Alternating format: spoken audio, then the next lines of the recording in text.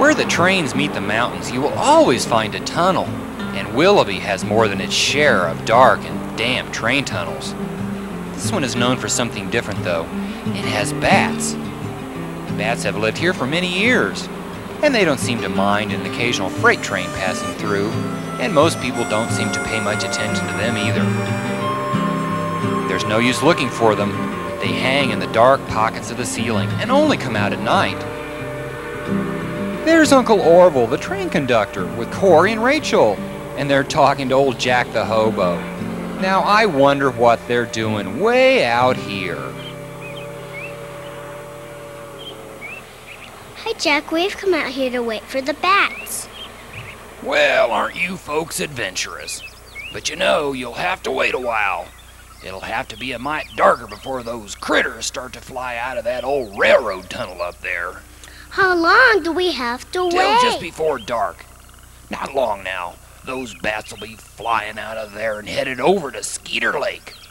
Before this night's over, they'll eat thousands of mosquitoes. Kind of reminds me of the bats at Carlsbad Caverns.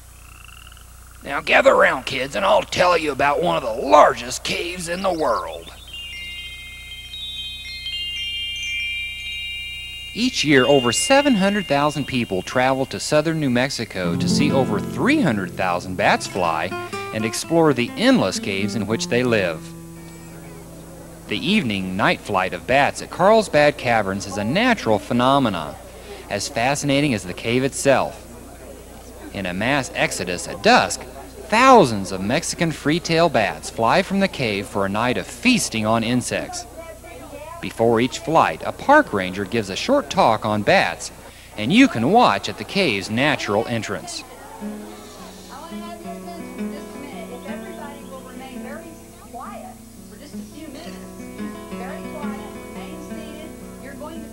Kids love to watch as the night flight of bats begin, with a few bats fluttering out of the cave.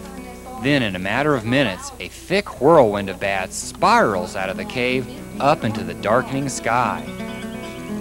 Once out of the cave, the bats fly to the river valleys where they will gorge themselves on moths and other night-flying insects.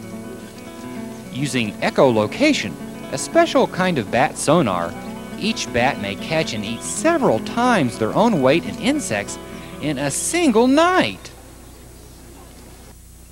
You can explore the underground world of Carlsbad Caverns by walking down the natural entrance. While at night, the cave may belong to the bats, but in the day it belongs to hundreds of visitors, as well as a few birds that make it their home. Once you leave behind the area illuminated by sunlight, you begin to descend down a 1¼ mile long and sometimes steep passageway known as the main corridor.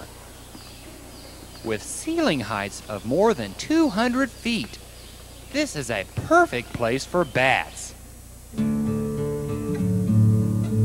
Equally impressive is the depth into which it takes you, 829 feet below the Earth's surface. There you can see stalactites, which hang from the ceiling and are formed by water dripping over millions of years. Water falling on the floor creates stalagmites. They grow up to the ceiling. The grandeur of these million-year-old mineral deposits make Carlsbad Caverns outstanding in the world. How long do you think we'll have to wait, Mr. Jack? Oh, about the time that sun sets over the mountain there. Got to be patient, though. Bats are a bit peculiar critters. They come and go when the urge moves them to. I guess they're a bit like your old friend Jack here. Do you mean you're a peculiar critter? Well, peculiar, yes, but critter, no.